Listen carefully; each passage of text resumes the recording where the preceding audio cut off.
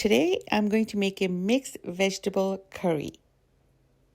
Hello, this is Masala Mama, and I'm going to make potato, carrot, and peas curry that my family loves. My family loves this at least twice a month. Jello, let's go. I'll post the ingredients on the screen. First, let's see how you're going to cut these vegetables. I'm using white potatoes here, and they're almost like a 1-inch, 1.25-inch cube. I keep them in cold water so they don't turn brown.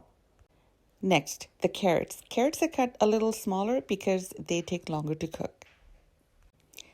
The peas I'm using are frozen. The onions are going to be sliced in this way.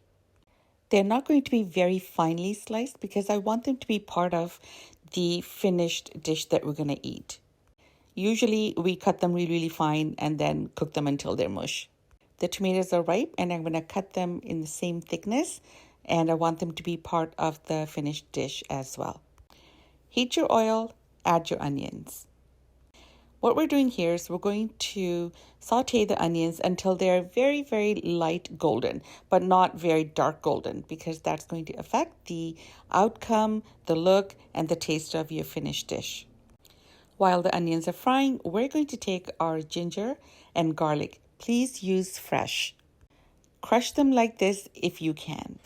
You can also grate them and add them, but don't use store-bought kind. Your final dish is going to taste fantastic. I remember my mother used to crush it like this in the mortar and pestle and then add it. Honestly, it makes a world of difference in the final taste of your dish. Add that to the pot and fry this for about 1 minute. And what you're trying to do is you're trying to just cook off the raw ginger and the raw garlic flavor. Next, we're going to add all our spices, and I also add chicken bouillon cube or any chicken bouillon that you may have. I'm using this one. Vegetables back home had so much of their own taste, so much flavor, that you didn't ever need any kind of added flavoring. But I've always found that here it needs a little help, so I add it. Next, I'm going to add a little bit of water, and I'm just going to swirl some water in my mortar and pestle so I don't waste any of the ginger garlic flavor. Add that.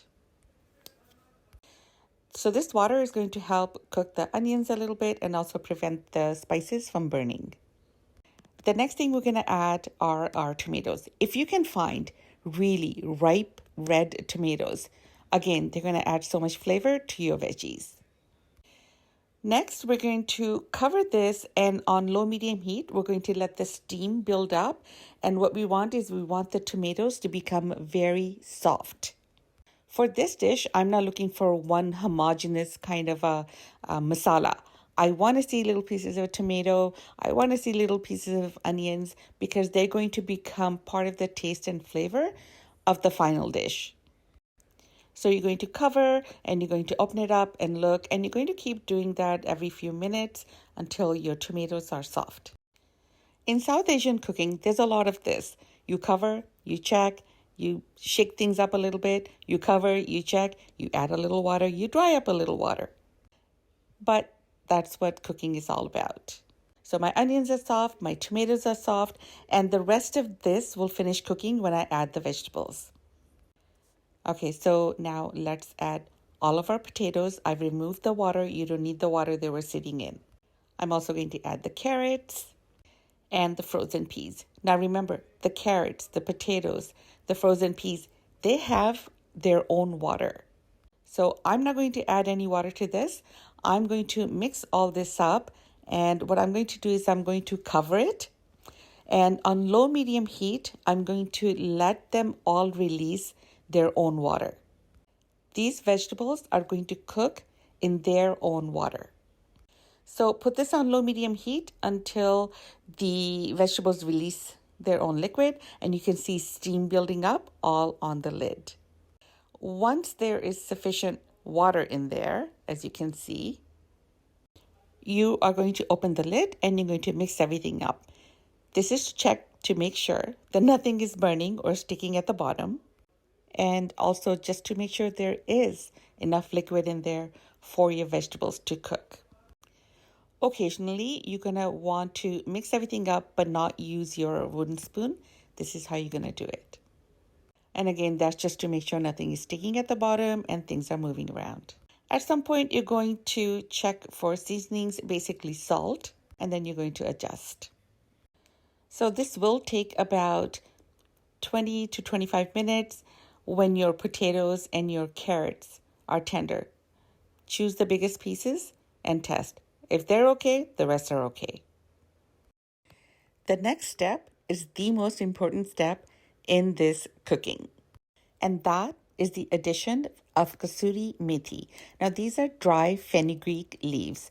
They are very, very pungent.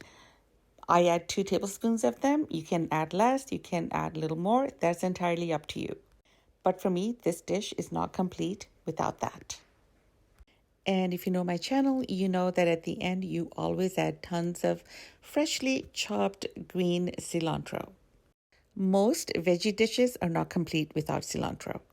But I was making this for someone who doesn't like cilantro, so I skip it today. Let this sit for about 10 minutes and your dish is ready. It's so colorful. It's so delicious. Eat it with roti, naan. And sometimes I eat this with Italian bread as well. You know, the nice crusty one? Don't forget to follow me on my TikTok and my Instagram, which is at Watch Masala Mama. Make this today and tell me how you like it. Masala Mama out.